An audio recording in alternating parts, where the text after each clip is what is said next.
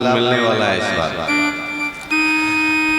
कथा तो शाम से सुनाएंगे, पर अभी जो हम एक मंत्र बोले, गुरुदेव की वंदना ब्रह्मानंदम परम सुखदम केवलम ज्ञान मूर्तिम, ये मंत्र आप में से कुछ लोग को आता होगा ना।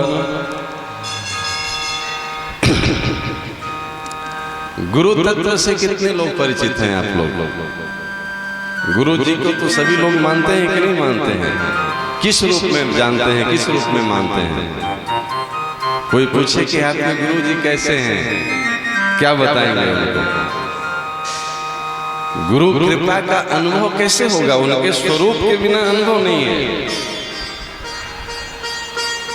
नाम, रूप, लीला और धाम, ये चारों एक ही है, लेकिन सबका मूल नाम है। अब नाम आया गुरु जी, तो गुरु जी का नाम आते गुरु जी का स्वरूप प्रकट होगा। नहीं, हमारे गुरु जी कैसे, कहाँ से हम जुड़े हैं, हमारा गुरु स्थान कहाँ? नाम जैसे ही आया स्वरूप को प्रकट करेगा, फिर नाम रूप, उसके बाद लीला। हमारे गुरुदेव की तपस्या स्थली कहाँ है, साधना स्थली कहाँ है, कहाँ वो सिद्धि प्राप्त किए, कहाँ लीला कर रहे हैं। नाम के बाद स्वरूप, स्वरूप के बाद लीला, और जहाँ हमारे गुरुदेव बैठ करके उपासना साधना आराधना किए, धाम। अब आप कहेंगे कि धाम तो अभी तक वो जानते हैं, चार धाम सप्तपुरी, जहाँ भगवान लीला किए। तो गुरु जी में और भगवान जी में कोई भेद नहीं है। रोज बोलते हैं गुरु साक्षात पर ब्रह्म तस्मै श्री गुरुवे नमः। नहीं, तो जहाँ भगवान लीला किए वो धाम, जहाँ गुरुदेव लीला किए वो धाम, कोई भेद हुआ इसमें? अभी आपको इसलिए बस संकेत कर रहे हैं, इस पे हम चर्चा शाम में करेंगे विस्तार से। गुरु तत्व को जाने बगैर हम गुरु अपराध करते चले जा रहे हैं। गुरु तत्व को जाने बगैर हम भगवत अपराध कर देते हैं। गुरुजनों में भेद कर लेना ये क्या है? अपराधी है ये नहीं है। जब हम स्वीकार कर चुके हैं कि गुरु साक्षात पर ब्रह्म अखंड मंडलाकारम व्याप्तम येन चराचरम, अब फिर हम भेद कर लिए। एक गुरु अपराध, भगवता अपराध, सब चौका लग गया, जितना किया धरा है उससे। हम लोग धर्म का काम कर तो रहे हैं, पर उसके लाभ से वंचित रह जा रहे हैं, उसके ज्ञान के बिना। आप कथा सुनेंगे, ज्ञान और वैराग्य मूर्छे से भक्ति रो रही है। ये तीनों अलग नहीं है जी। भक्ति के ही पुत्र है ज्ञान वैराग्य, और उसके बिना आप लाख भक्ति करिए, भक्ति रो कहाँ रही है? वृंदावन में बैठ के सोचिए, जहाँ आज भी रोता हुआ आदमी जाए तो नाचने लगे, और वहां बैठ के भक्ति रो रही है, कुछ तो इसका संकेत होगा ना। तो आइए थोड़ा सा इस मंत्र की संक्षिप्त चर्चा कर दें, ताकि आप इस विषय का पूरा लाभ, ये 7 दिन का जो अमूल्य मौका मिल रहा है, इसका पूरा लाभ आप ले पाएंगे।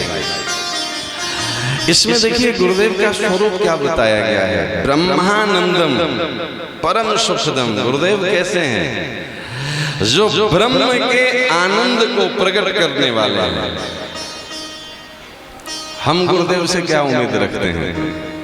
जो हमारे शरीर की आवश्यकता को पूरा कर दें। नहीं, घर परिवार समाज की जो समस्या है, गुरुजी ये आपकी कृपा से ठीक हो जाए, होता भी है। उसके लिए कहने की जरूरत भी नहीं है, वो बाई प्रोडक्ट है, न कहिएगा तब भी मिलेगा। लेकिन हम वही उम्मीद लेकर के जाते हैं, लाख भक्ति करें, और अंतिम में फिर क्या गाते हैं? सुख संपत्ति घर आवे, कष्ट मिटे तन का। अब भगवान से ही मांगना है, रह गया है।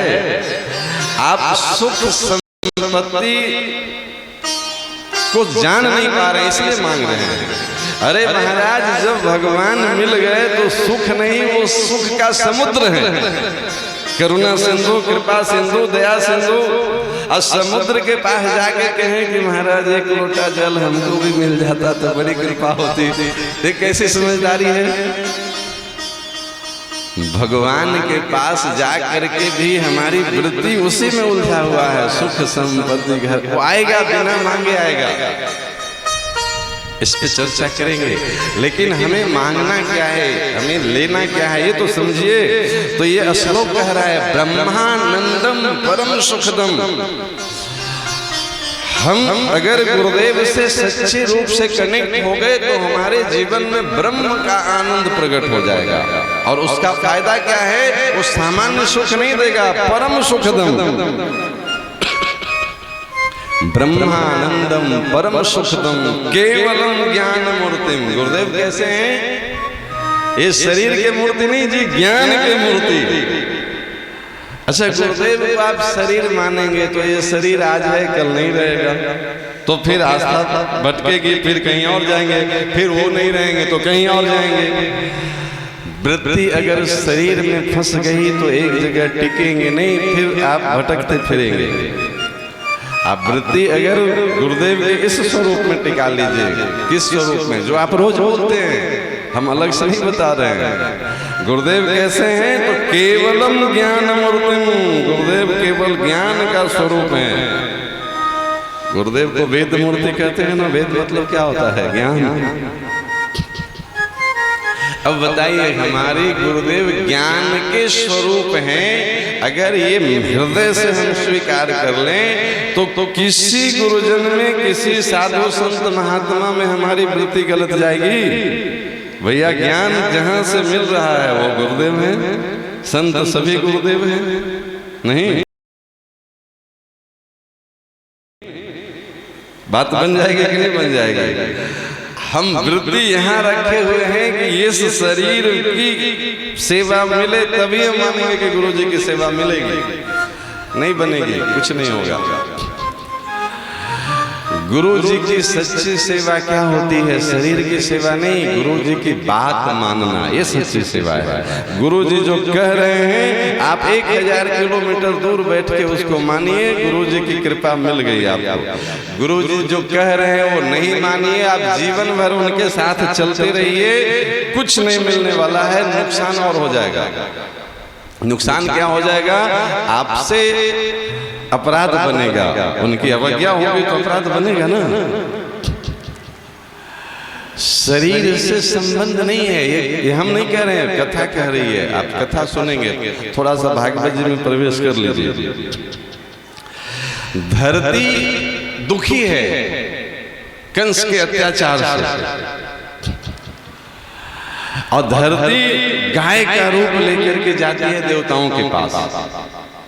देवता सब जाते हैं ब्रह्मा जी के पास कि प्रभु इस धरती पे बड़ा पापाचार, अत्याचार, अनाचार बढ़ रहा है, कृपया करके इसका कुछ समाधान करिए। बहुत ध्यान से पकड़िएगा तो समझ में आएगा, नहीं तो बस ऊपर ऊपर से निकल जाएगा।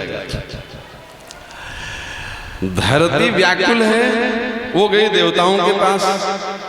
देवता कहाँ गए? ब्रह्मा जी के पास। ब्रह्मा जी क्या किए? वो भगवान को पुकारे। अब देखिए, धरती व्याकुल है मतलब धरती पे रहने वाले सब जीव आज भी व्याकुल है। आप अपने आप से पूछिए कि आपको परम सुख की अनुभूति हो रही है? ब्रह्मानंद की अनुभूति हो रही है? नहीं हो रही है तो फिर कैसे हम माने कि गुरु जी से हम जुड़े हैं?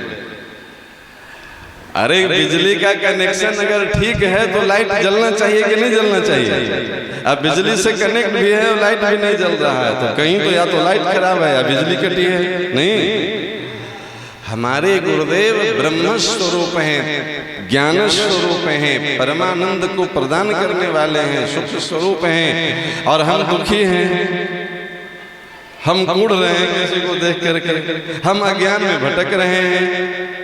तो इसका मतलब कहीं न कहीं अभी हम गुरु जी से जुड़े नहीं हैं। तो पृथ्वी दुखी हुई तो कहाँ गई? देवताओं के पास। देवता मतलब क्या?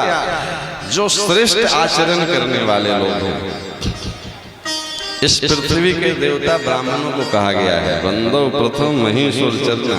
मही मतलब पृथ्वी, सुर मतलब देवता, उनके चरणों की वंदना गोस्वामी जी के। लेकिन देवता लोग भी कुछ किए नहीं, वो कहाँ गए? ब्रह्मा जी के पास। ब्रह्मा मतलब बुद्धि के देवता। श्रेष्ठ लोग वही हैं जो समस्या आने पे जबरदस्ती मत भिड़ जाइए, बुद्धिमान से सलाह लीजिए। नहीं, ब्रह्मा जी से सलाह लिए ना देवता लोग। अच्छा, देवता लोग चाहते तो कंस को दंड नहीं दे सकते थे?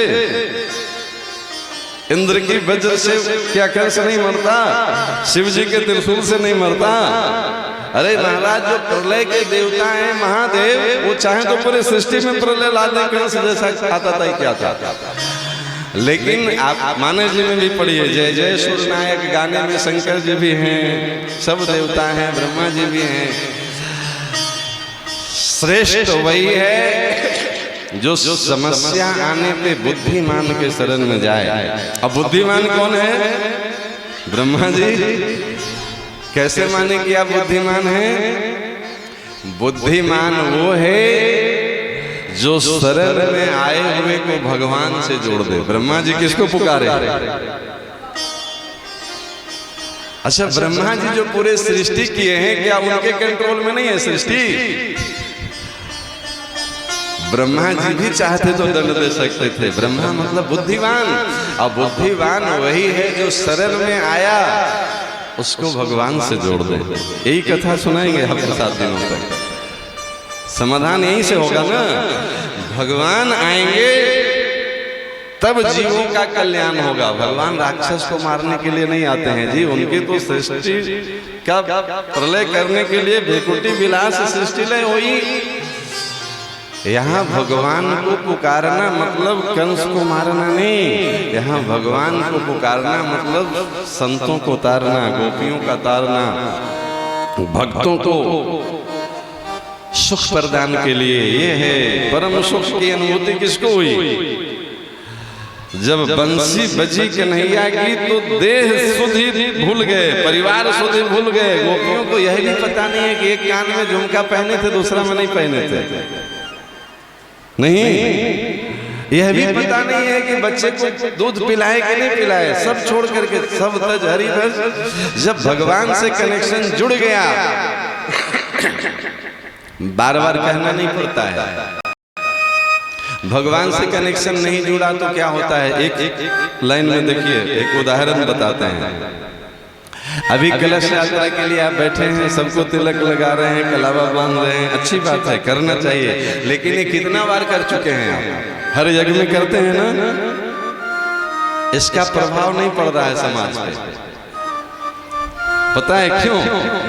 अगर प्रभाव पड़ गया होता तो ये आपको नहीं करना पड़ता। वो उनको पता है कि हम जा रहे हैं कथा में, यज्ञ में, कलश यात्रा में, तो तिलक लगा के कलावा बांध के घर से निकलना है।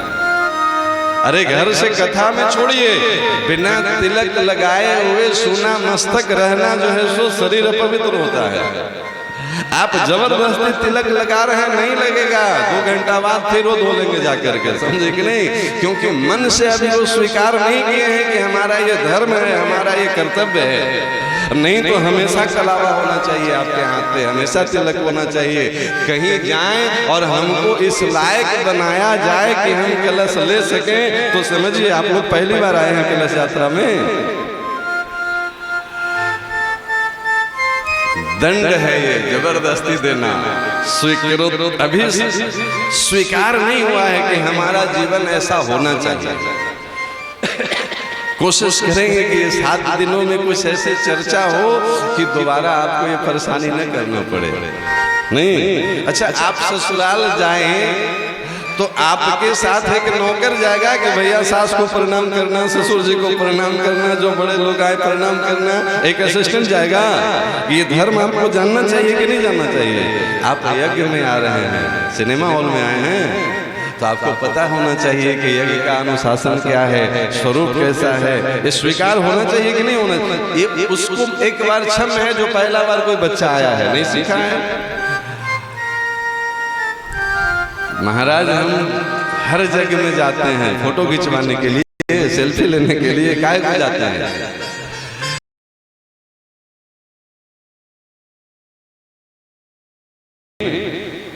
बात बन जाएगी कि नहीं बन जाएगी? हम वृत्ति यहाँ रखे हुए हैं कि ये